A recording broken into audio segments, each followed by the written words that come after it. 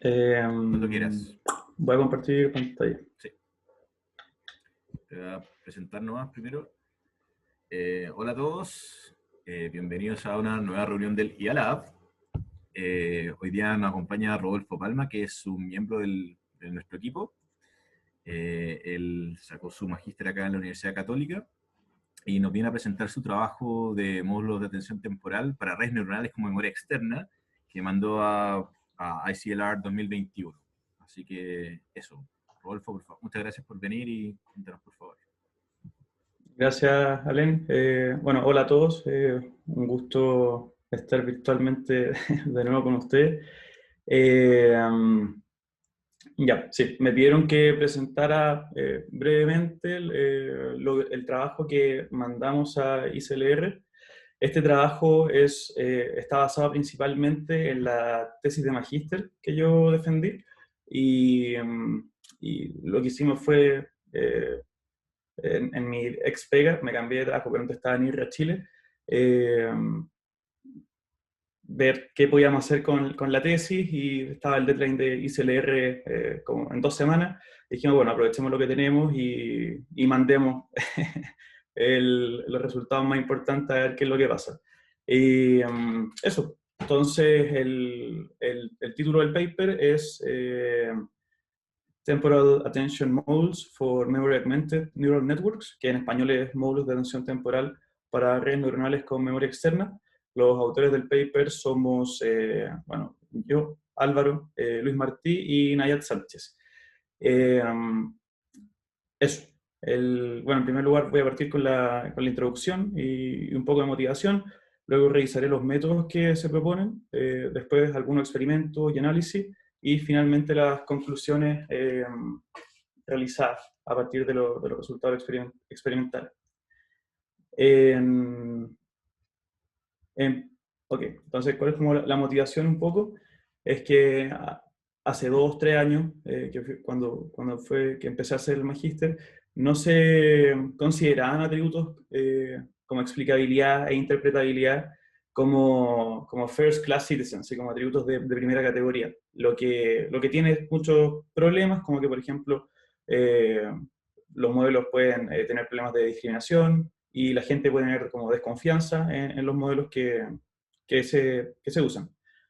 Una posible causa de este comportamiento, y yo creo que este gráfico lo pueden haber visto otras veces, es la percepción de que en general existe una especie de trade-off entre capacidad de aprender y capacidad de explicar los resultados que se obtienen. Y de hecho, el típico ejemplo, ¿cierto?, son los árboles de decisión, que a diferencia de los modelos profundos son fáciles de interpretar, pero no tienen una alta capacidad de aprendizaje. Entonces, uno de los objetivos del trabajo era intentar desafiar este trade-off, de alguna forma empujar esta frontera mediante la agregación de atributos de explicabilidad, sin sacrificar rendimiento en las tareas y mejorando el rendimiento aún mejor.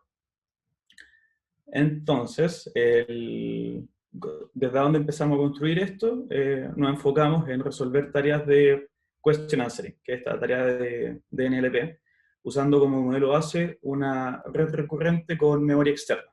En la figura del lado izquierdo de la diapositiva se observa un ejemplo de una tarea de question answering, y en general estas tareas se componen por una base de conocimiento, que es la secuencia de 8 hechos que ahí se ven, una consulta respecto a esta base de conocimiento y la respuesta correcta a esta consulta.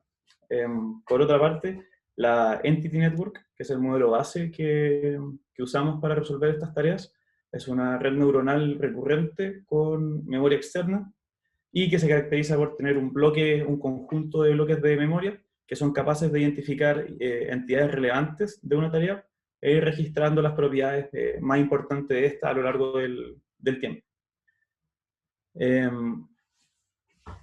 Ya, y antes de pasar a la descripción de los módulos que fueron propuestos, en esta diapositiva vemos cómo operaría la Entity Network en el ejemplo de la diapositiva anterior.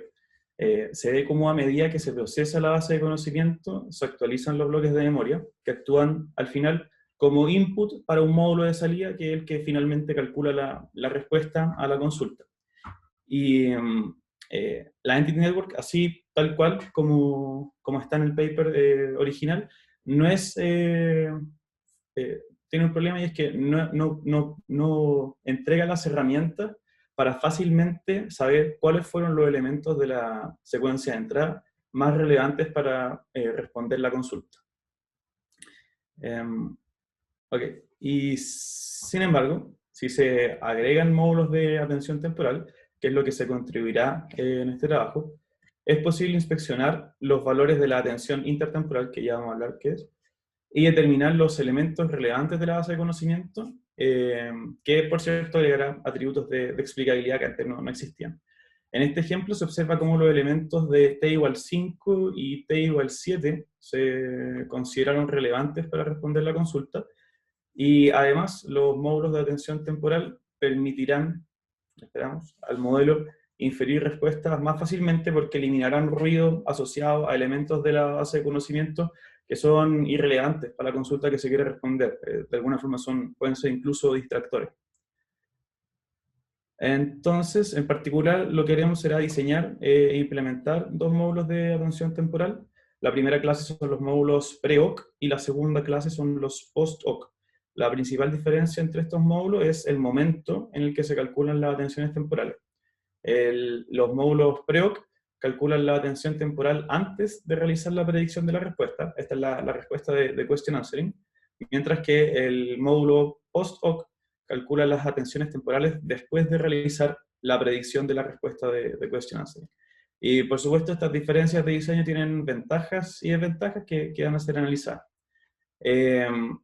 Por último, ¿cuáles son como las respuestas que se quieren responder? Luego de agregar estos módulos, mejorará el rendimiento en la tarea de question answering, y por otra parte, agregarán atributos de explicabilidad, y eso es lo que vamos a revisar. Entonces ahora vamos a ver los módulos o los métodos propuestos, y primero que nos hacer un breve repaso como de lo que es la Entity Network, que como se mencionó anteriormente, es la columna vertebral del modelo presentado en el paper. Bueno, la Entity Network, puede que ya la conozcan, es una red neuronal con arquitectura modular, y se descompone en tres módulos. Uno de entrada, que codifica la base de conocimiento; uno de memoria dinámica, que actualiza los bloques de memoria; y finalmente uno de salida, que calcula las predicciones a la consulta. Y vamos a ver rápidamente cada uno de estos módulos. Nosotros vamos a trabajar sobre la tarea de question answering, y bajo esta configuración, el módulo de entrada de la Entity Network construye para cada elemento de la base de conocimiento, es decir, cada una de esas oraciones que vimos en el ejemplo anterior, una representación S sub t, que es un vector al final.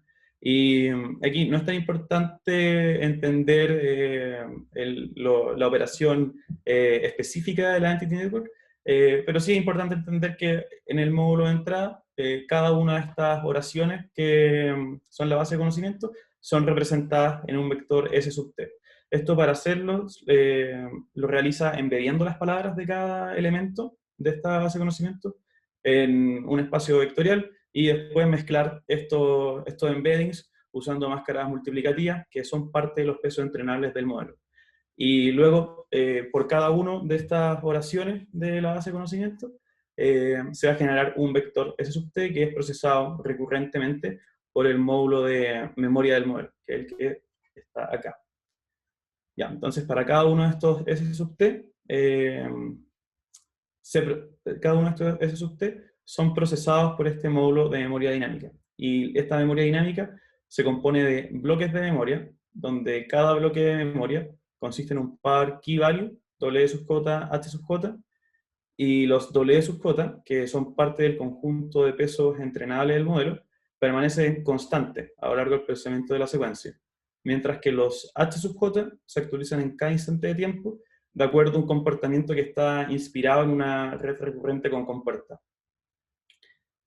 Para actualizar el contenido de los bloques de memoria se sigue un procedimiento, como dije, basado en una red recurrente con compuerta. Y esto, ¿cómo se hace? En primer lugar, computando un escalar de compuerta G sub j, que determina cuánto se debe actualizar el bloque de memoria j. Y este escalar se calcula observando la similitud entre el vector de entrada, el S sub t, que es la oración de la base de conocimiento, y los vectores W sub j y H sub j. A continuación, un vector candidato, que es el h sub j gorro, que es calculado mediante transformaciones de h sub j, w sub j y s sub t, que son sumadas y activadas por una función prelude. Y este vector candidato es usado para actualizar el valor de la memoria h sub j, ponderando todas sus componentes por el escalar de compuerta. Y finalmente se deja el vector actualizado h sub j dentro de una esfera, unitaria, dividiéndolo por su norma L2. Luego pasamos al módulo de salida, que es el último módulo del módulo original, y este módulo computa mediante mecanismos de atención sobre las memorias resultantes del módulo de memoria dinámica la respuesta a alguna consulta representada por Q. Se computa un vector de contexto U, que corresponde a un resumen de las memorias, enfocando la atención en aquellas que son relevantes para responder la consulta, y finalmente se obtiene una distribución softmax sobre el vocabulario de respuestas con la respuesta a la consulta Q. Los módulos que se proponen en el paper extienden las operaciones de este módulo. Ok, y ahora vamos a hablar, vamos a empezar a introducir los conceptos de atención intratemporal y atención intertemporal. Y estos son los conceptos que permitirán, en primer lugar, mejorar el rendimiento del modelo base y, en segundo lugar, agregar los atributos de interpretabilidad. Esencialmente, la atención intratemporal son distribuciones softmax sobre los diferentes bloques de memoria para cada instante de tiempo. Es decir, son los que intenté poner aquí como verticalmente, con esas barras rojas. Y por otra parte, las atenciones intertemporales también son distribuciones softmax, pero sobre los diferentes instantes de tiempo, que es la atención que está acá horizontalmente. Esta última atención, la intertemporal, es especial porque es la que nos va a servir para agregar la interpretabilidad, porque inspeccionando sus valores vamos a ver cuáles son los elementos de la base de conocimiento relevantes que fueron usados para responder la consulta. Ya. Y en esta diapositiva se introduce el módulo de atención temporal PREOC, que recordemos realiza el cálculo de la atención temporal antes de predecir la respuesta de question answering. Observamos cómo se aprovechan todos los bloques de memoria en los diferentes instantes de tiempo para calcular la atención intratemporal, en función de la alineación de la consulta y las llaves y valores de cada bloque de memoria. Mediante esta atención intratemporal se construye un resumen de los distintos bloques de memoria que denominamos temporal memory sub T. Y a continuación se calcula la distribución intertemporal en función de la alineación de estos temporal memory y la consulta Q. Finalmente, esta atención intertemporal sirve para construir un vector de contexto U que finalmente usaba para predecir la respuesta de question answering. Este módulo reemplaza por completo al módulo de salida original de la Entity Network y, a diferencia de este, hace uso de la totalidad de la información en los bloques de memoria.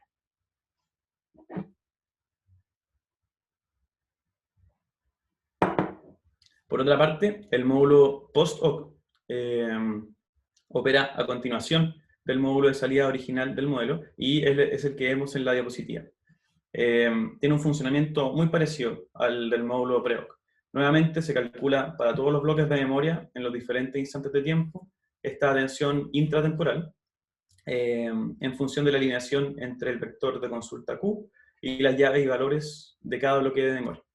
Y adicionalmente, y aquí hay una diferencia respecto al módulo pre-hoc, se incorpora también el vector de la respuesta en el cálculo de esta alineación. Eso es importante. Y posteriormente, ponderando los bloques de memoria por la atención intratemporal, se construyen los vectores temporal memory sub T. Finalmente, para el cálculo de la atención intertemporal, se evalúa la alineación entre los vectores temporal memory sub T, la consulta Q y la respuesta. Una diferencia del módulo de atención temporal post-hoc respecto al pre-hoc es que el primero no es responsable de inferir la respuesta a la consulta Q, debido a que esto es realizado por el módulo de salida original. Y otra diferencia que está relacionada con el punto anterior es que al momento de calcular las alineaciones intra e intertemporales, el módulo post-hoc es capaz de integrar la información de la respuesta inferida que aquí le pusimos ANSI. Y si bien el cálculo de la tensión temporal se hace a posteriori de predecir la respuesta a la consulta, se espera que la incorporación del módulo post-hoc de todas formas apoye el aprendizaje de representaciones internas más ricas en semántica que tengan un impacto en la tarea de question answering mejorándola. Ok, entonces ahora veremos algunos experimentos que realizamos para validar estos objetivos.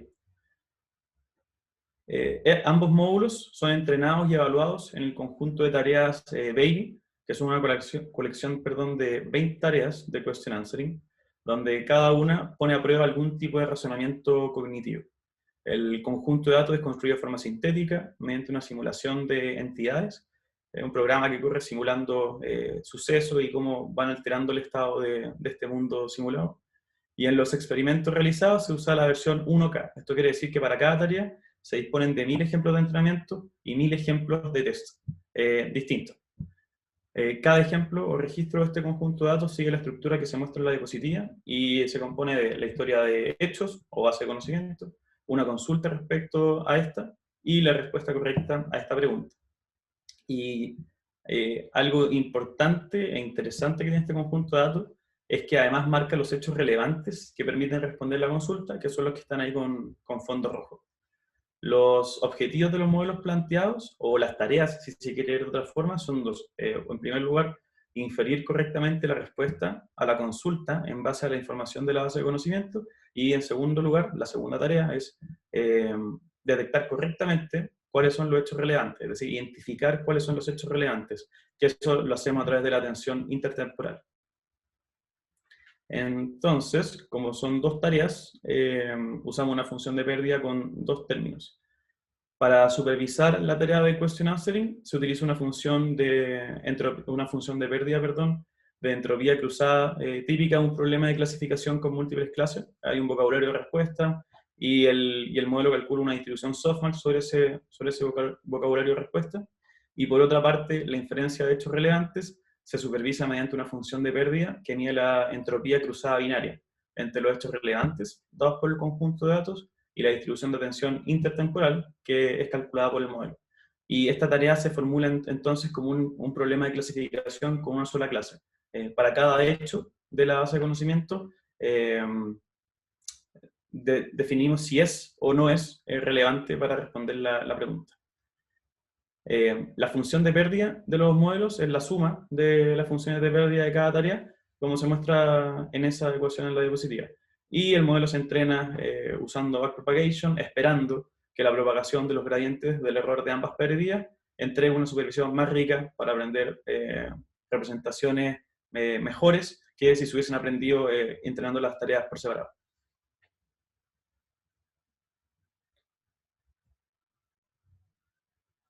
Sobre la metodología de entrenamiento y evaluación, cada entrenamiento se realiza durante 200 épocas de datos. Al final de cada época se evalúa el valor de la función de pérdida sobre un conjunto de validación y finalmente se evalúa el conjunto de datos de prueba con el modelo que minimiza la función de pérdida sobre el conjunto de datos de validación. Y antes de pasar a los resultados, un punto igual importante es que el módulo PREOC, por su diseño, puede ser entrenado bajo dos configuraciones.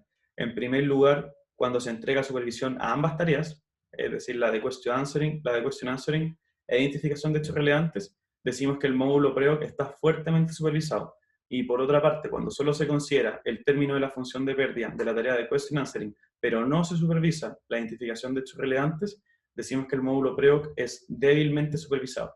Y es esperable que el módulo PREOC débilmente supervisado, pese a no tener supervisión de los hechos relevantes, igualmente sea capaz de aprender a identificarlos en algún grado, porque igual va a tener que responder la pregunta de question answering y esa tarea sí va a estar supervisada. Ya, y aquí están los primeros resultados. Aquí vemos los errores de clasificación, es decir, menos es mejor, obtenidos por los módulos PREOC y POST-OC en la tarea de question answering.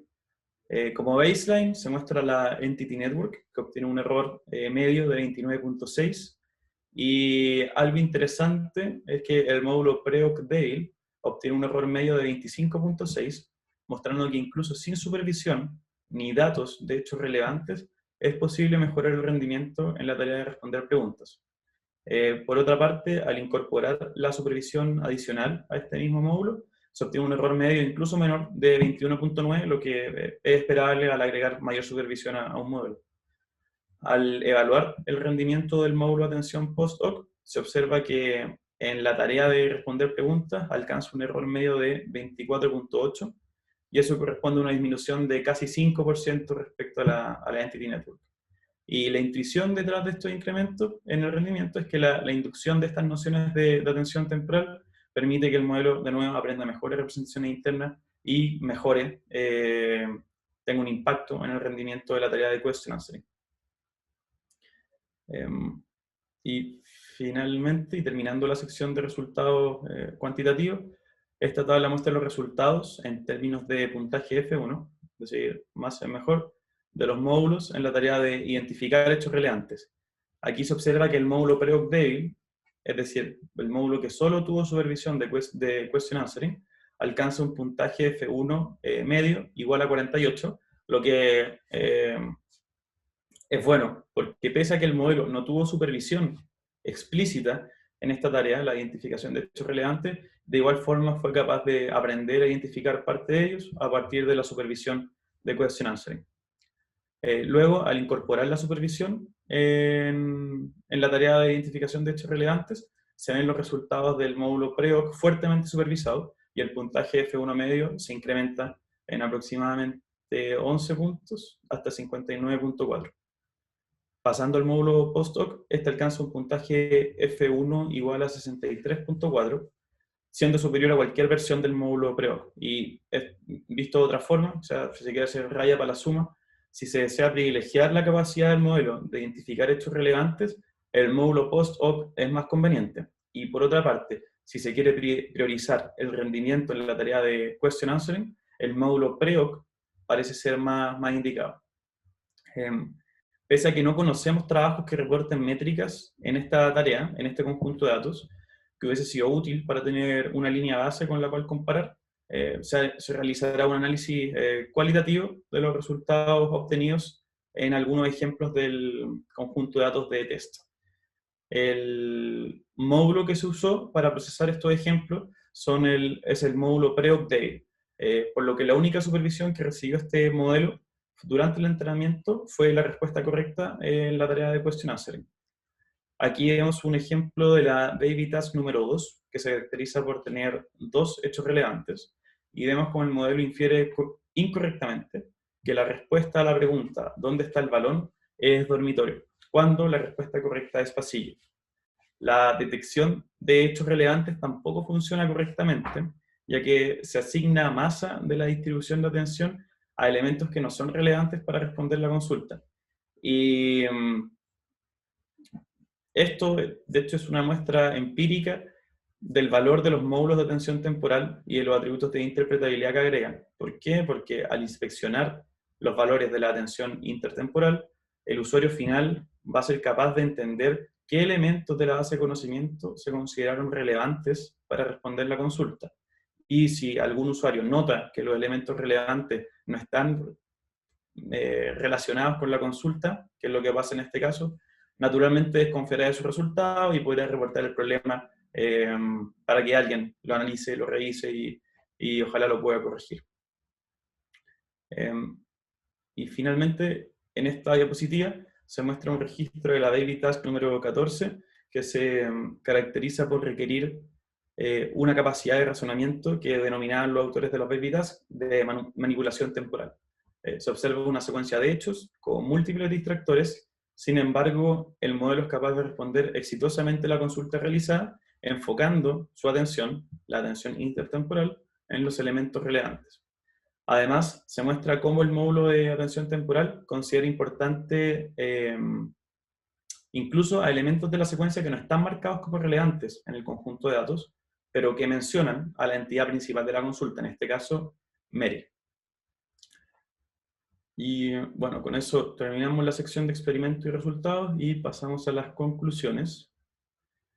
Y en el trabajo que recién expuse, mostramos que la incorporación de módulos de módulos de atención temporal a un modelo recurrente con memoria externa, como la Entity Network, incrementa el rendimiento en tareas de question answering y de forma simultánea agrega atributos de interpretabilidad que antes el modelo no tenía.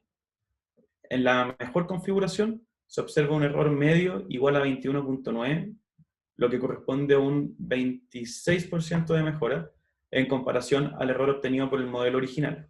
Y por otra parte, en cuanto a la tarea de inferencia de hechos relevantes, los módulos de atención en su mejor configuración alcanzan un puntaje F1 de 63.4 e incluso son capaces de aprender a realizar esta tarea sin supervisión, agregando nuevos atributos de explicabilidad al modelo.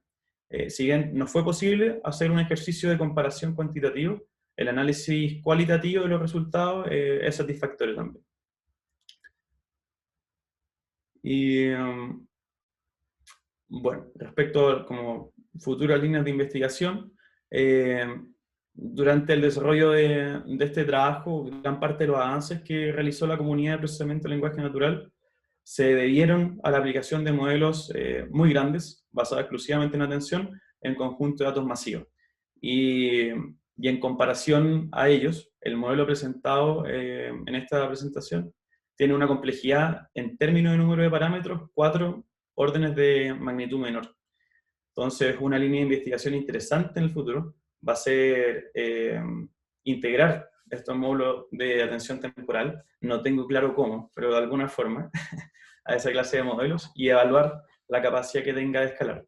Y finalmente, en trabajos recientes también han desafiado los modelos que generan explicaciones mediante atención, específicamente a través de ataques adversarios, poniendo en duda su capacidad. Entonces, si de alguna forma se llega a confundir este modelo, dándole ejemplos que consistentemente se equivoquen en las atenciones intertemporales que calcula, eso, claro, va a poner va a poner en duda la robustez que tiene el modelo y sería, claro, sería algo no deseado. Eh, Quedará en duda en el fondo la confiabilidad de usar estos puntajes de atención para explicar las decisiones del modelo. Bueno, y todo lo anteriormente presentado es un resumen de este trabajo que enviamos a ICLR, que está basado fuertemente en mi tesis de magíster, que fue esta de módulos de atención temporal para redes neuronales con memoria externa. Súper. Muchas gracias, Rodolfo, por la presentación. Comienza la ronda de preguntas, por favor. ¿Puedo agregar algo que no Por mencioné? supuesto. Sí, bueno, salieron los reviews de ICLR y la verdad es que no nos fue tan bien, entonces eso como igual como disclaimer, no nos fue bien porque igual eh, fue un trabajo que quizá armamos muy rápido, en 2 semanas hicimos como la traducción de la tesis a este artículo. Eh, las ideas base no han sido atacadas tan fuertemente, entonces igual es buena noticia, fueron hartos comentarios de presentación, y de todas maneras son comentarios que son constructivos, valiosos, para mejorar el trabajo y quizás después mandarlo a alguna otra conferencia. Pero eso como disclaimer, que no sé si quizás ya han leído algunos comentarios. Ok. Preguntas, chicos y chicas.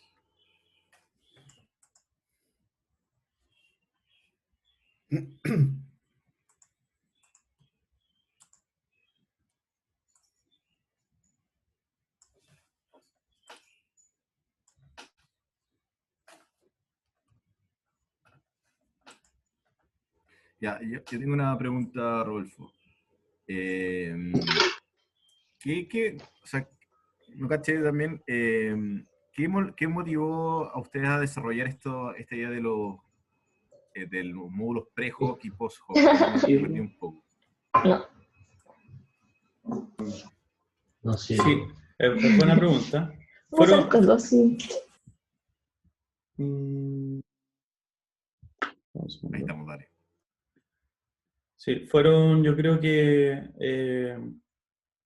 dos cosas. Uno, esta idea de ojalá empujar esta frontera entre capacidad de aprender y capacidad de explicar. Eso, o sea, eso cuanto como motivación general de por qué hicimos esto. Y la otra fue que que era la diapositiva de la Entity Network original, es que, déjame, ahí sí. Un segundo. Ahí está. Es que en el modelo original de la Entity Network se usan solamente los últimos bloques de memoria para calcular la respuesta que eso se hace en el módulo de salida. Y nosotros creíamos o sea, bueno, creo que hay mucha información que puede ser útil para el cálculo de esta respuesta en las memorias intermedias, que de alguna forma eran perdidas. Entonces, una de las motivaciones detrás de estos módulos fue, bueno, cómo aprovechamos toda esa información que se pierde para mejorar el rendimiento en esta tarea.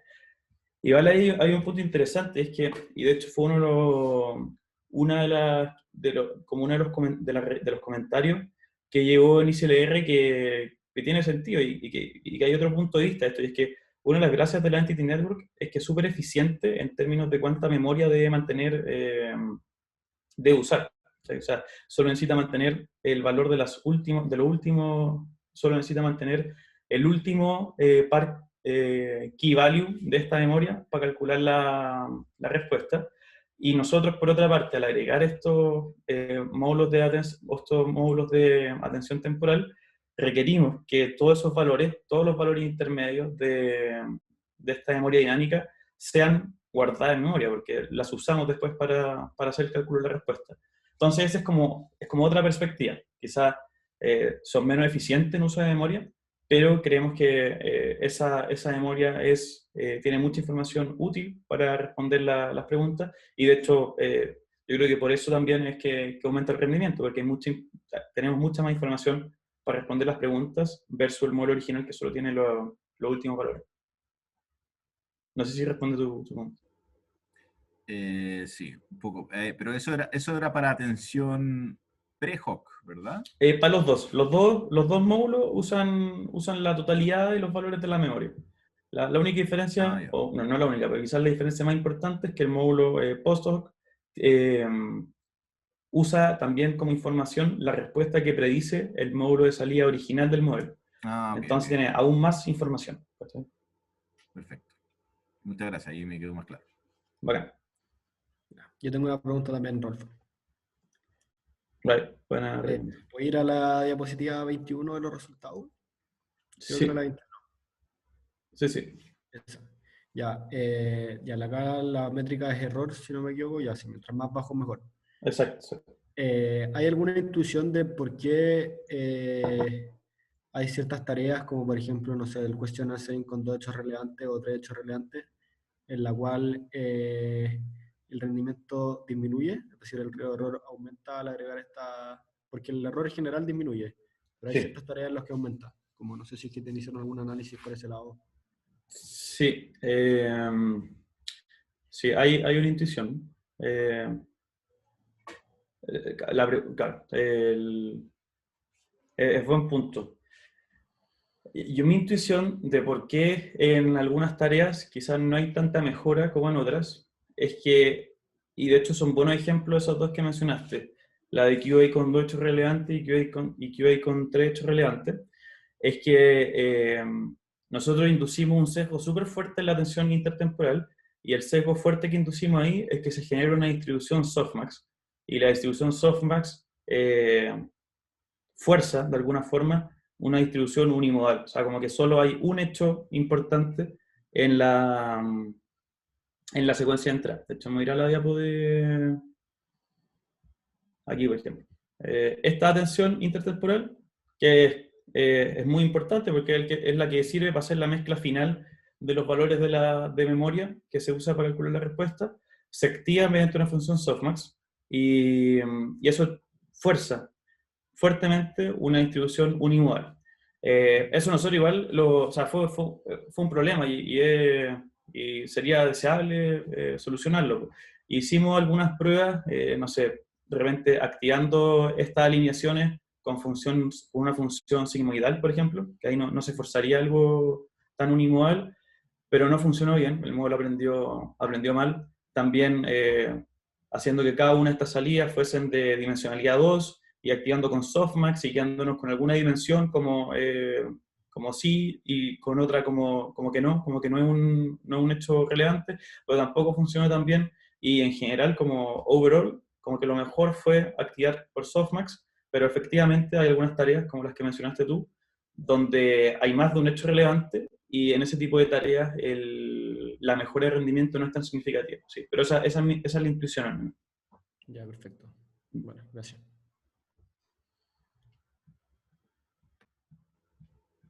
¿Alguien más?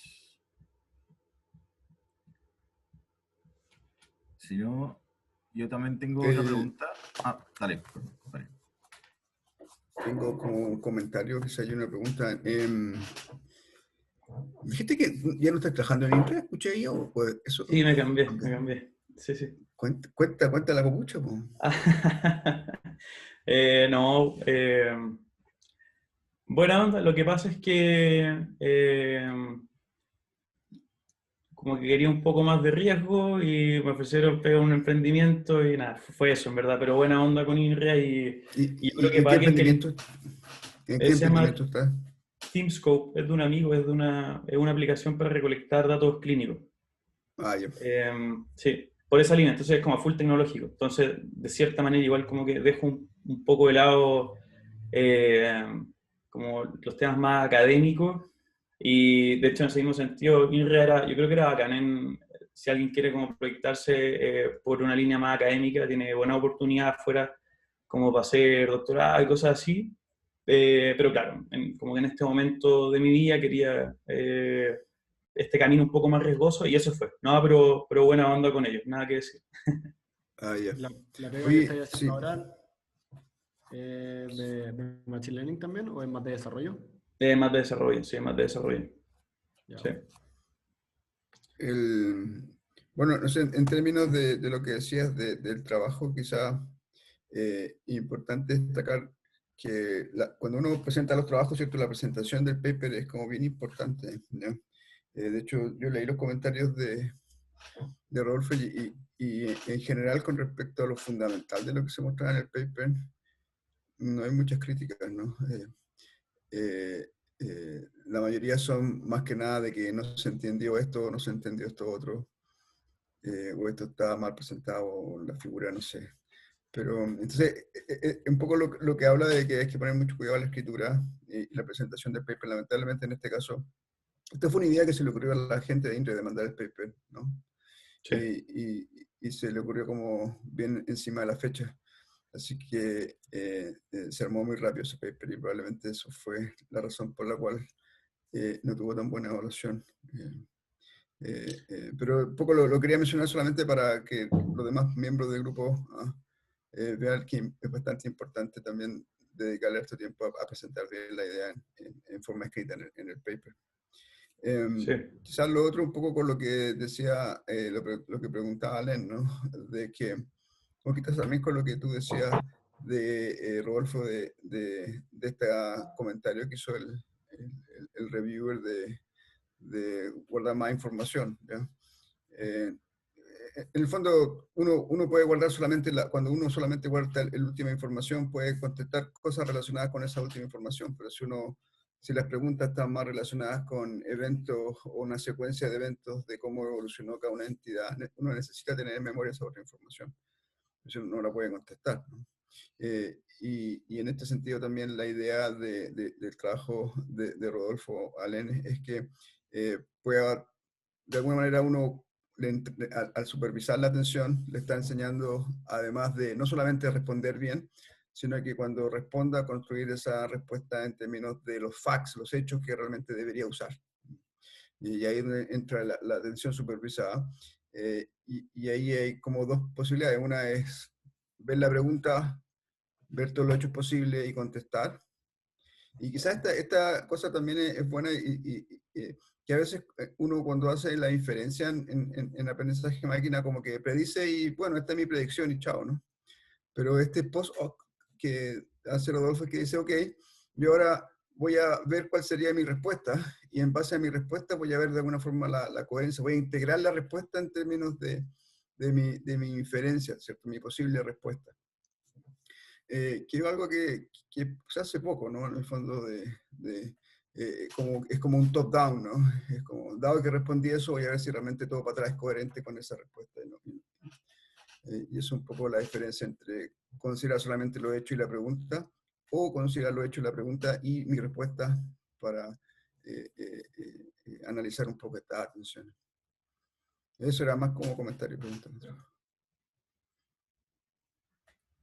Súper Eh, interesante. sí, bueno, sí, sobre lo primero que mencionaste, lo de la presentación, efectivamente, sí, esto lo armamos como en 2 semanas y se notó, yo creo que de todas maneras en las revisiones. Entonces, de todas maneras hay como un aprendizaje de mi lado. Y sobre lo segundo que dijiste, lo del módulo postdoc y como la atención supervisada y cómo eso impacta no solo claro, en la interpretabilidad, sino que también en cómo funciona el modelo, sí, y de hecho yo creo que queda, queda en evidencia porque el módulo postdoc no es el que mejor le va en question answering, pero sí le va mucho mejor que el modelo original. Y probablemente tiene que ver con eso. Sí, sí.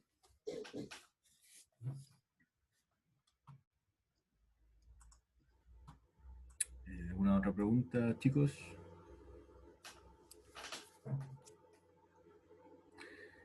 Bueno, si no, yo también tengo otra pregunta.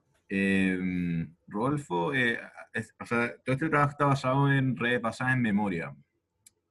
¿Qué complicaciones tú has encontrado trabajando, pasando de lo que es el paper de una implementación como Entity Networks o Relation Networks, no me acuerdo qué otras más ocupan módulos de memoria, desde la implementación del paper a efectivamente dejarlo funcionando y que aprende, qué sé yo? Como, ¿hayas visto algunas diferencias significativas en la implementación de este tipo de modelos versus otro tipo de modelos más sencillos como redes convolucionales, qué sé yo?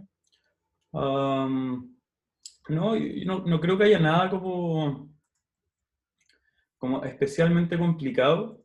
Eh, o sea, yo creo que lo más complicado en términos de implementación fue, estoy ya hablando de la tesis, ¿cachai? Esto como mediados de 2017, fue que en esa época no había mucha conciencia respecto a la importancia de la reproducibilidad de los experimentos y los modelos. Entonces, pero eso es como más transversal a todos los modelos. Entonces estuvimos igual un par de meses tratando de replicar cómo funcionaba la Entity Network, porque el código que había publicado Facebook AI, creo que fue el que lo publicó, era súper tosco, era muy difícil extenderlo, entonces hubo un esfuerzo ahí de reimplementación importante, pero no, eso yo creo que eso es transversal a cualquier tipo de red. Entonces, eso por ese lado, pero como alguna diferencia significativa, no se me ocurre ninguna. Ok, muchas gracias.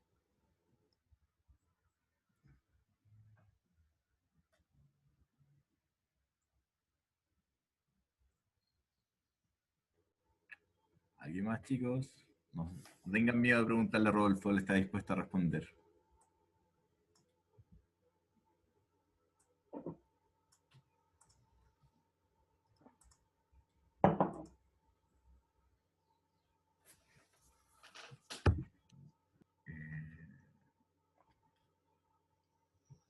Yep.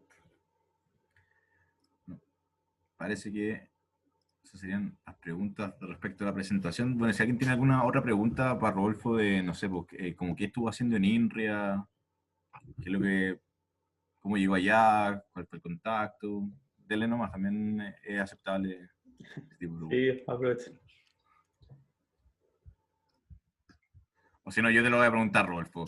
¿Cómo llegaste a INRIA? ¿Cuál fue el contacto? ¿Y qué estuviste haciendo ahí? Y más o menos, ¿cómo es el ambiente en INRIA? Dado que sonaba como súper bueno para Sí, para llegué allá, bueno, resumen corto, llegué allá porque mandé un correo nomás, o sea, no conocía a nadie que había estado allá y mandé un correo nomás al correo que tenían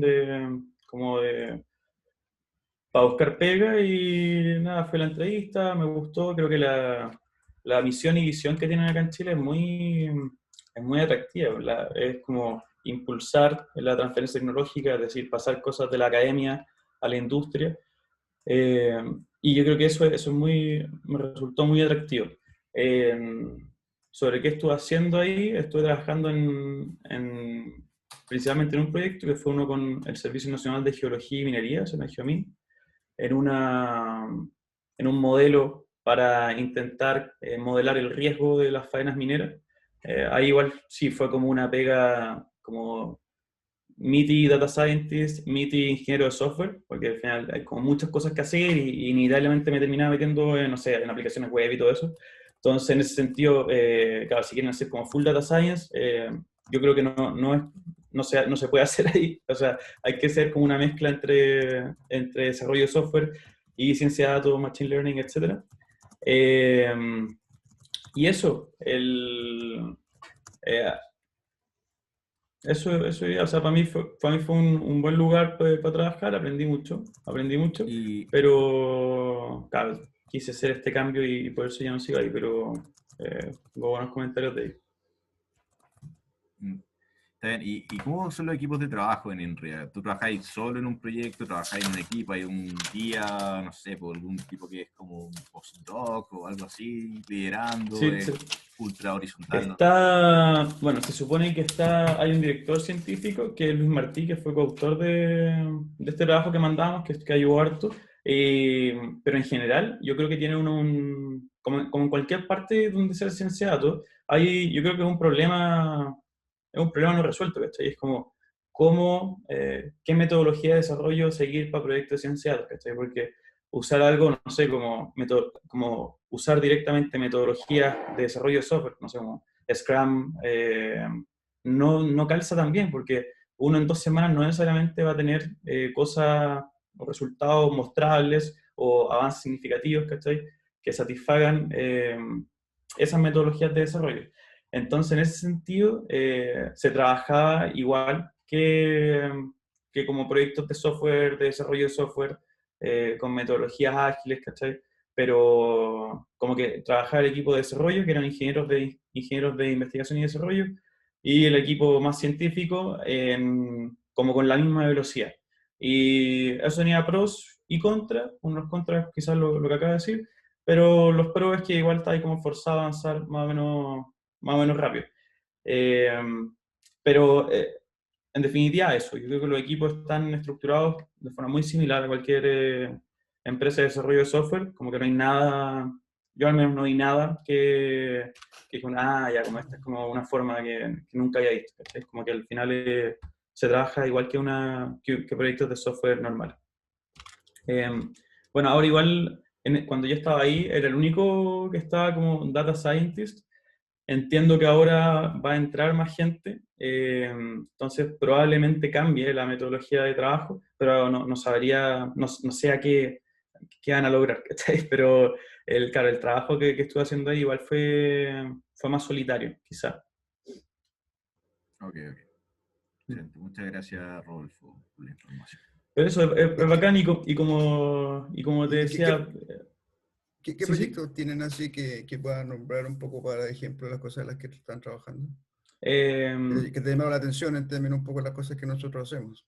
Sí, es buen punto porque yo creo que no había muchos, en el sentido de que había muchos proyectos que estaba haciendo INRE que eh, no necesariamente calzaban bien con su misión y visión. Eran proyectos netamente de desarrollo de software cuando se supone que INRE tiene que hacer más ciencia. En ese sentido, como que ahora recién iban a empezar el proyecto en etapa muy temprana, científico, pero en etapa muy temprana. Y como proyecto emblemático que iba a partir ahora es uno que se llama Oceanía, donde hay un velero que recorre el océano, los océanos, y calcula muchas cosas, saca muchas muestras, temperatura, no sé, plancton, muchas muestras. Y la idea era trabajar es un gran proyecto que supone que dura harto años, que quiere aprovechar esas muestras para de alguna forma combatir problemas medioambientales, como, no sé, eh, anticiparse a zonas donde quizás van a haber eventos climáticos muy fuertes para ver si se puede hacer algo, ese estilo de cosas. Pero de nuevo, es un proyecto que está todavía en una etapa muy temprana. O sea, el kickoff, de hecho, no había sido cuando yo me fui, pero sé que está empezando. ¿Tiene algún proyecto en términos de ciudades sustentables, ciudades inteligentes, cosas de ese tipo? Porque me acuerdo que alguna vez que los visité hace ya muchos años, esa era como una línea que ellos querían seguir, ¿no?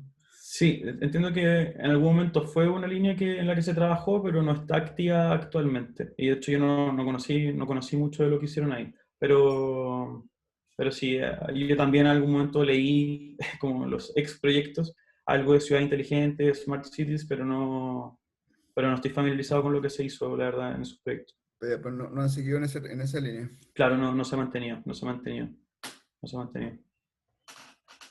¿Y en energía sustentable?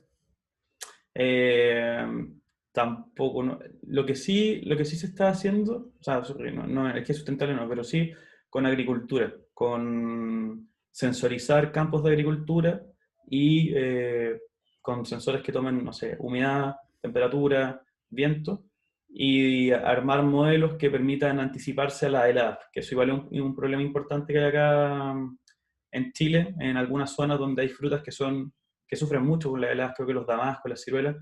Una helada es un evento climático que dura, no sé, un par de horas, pero que puede matar todo el cultivo de toda la fruta que se va a usar durante el año. Entonces, es un problema súper grave y que provoca un perjuicio económico grande para los pequeños y medianos, y los grandes también, agricultores. Entonces, ese también es otro proyecto que se está empezando a trabajar cuando yo me fui, que suena bien interesante. Súper, gracias. Sí. Una pregunta relacionada con eso. ¿Mm? El stack de tecnología típico que ocupaban, en general ocupaban técnicas más de machine learning tradicional, más estadísticos, o ocupaban técnicas de deep learning. Como típico utilizar a ti.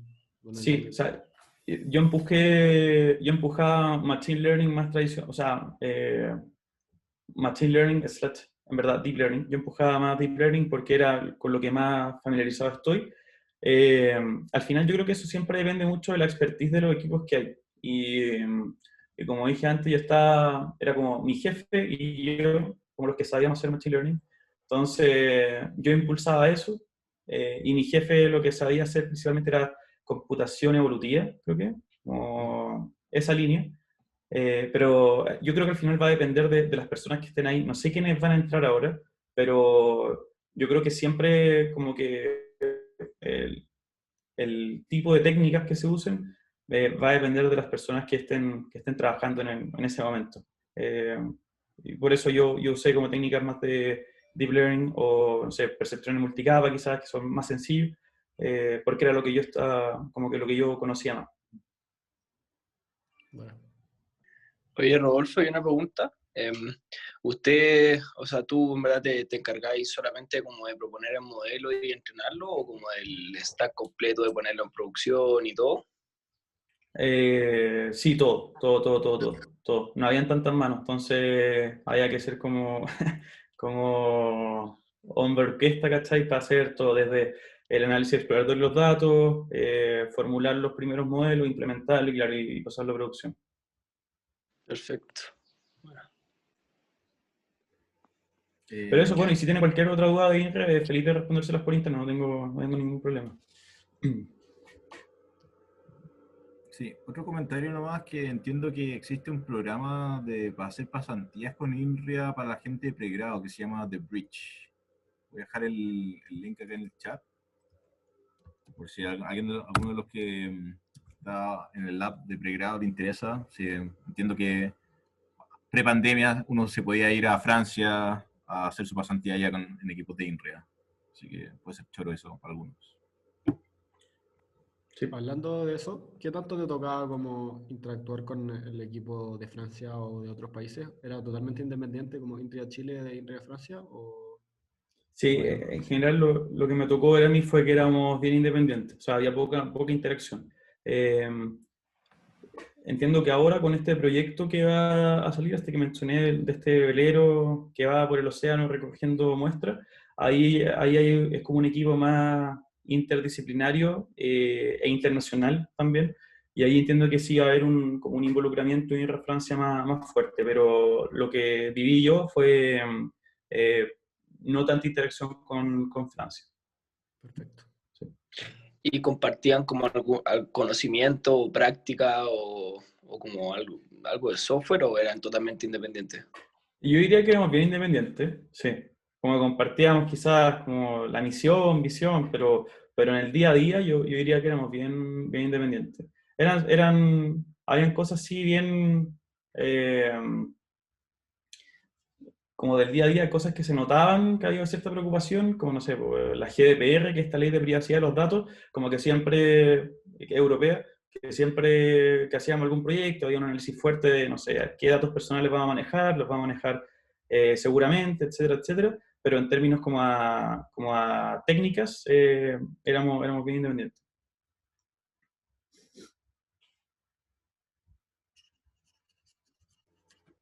Ok, parece que estamos en la hora, así que lo vamos a dejar hasta acá.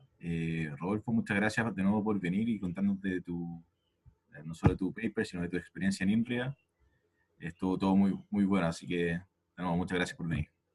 Vale, muchas gracias a ustedes por Súper, la muchas gracias, invitación Adolfo. Mucha y que suerte también en el emprendimiento. Vale, gracias. Suerte a ustedes Gracias, Rodolfo. también. Gracias, Rodolfo. Chao. Muchas gracias.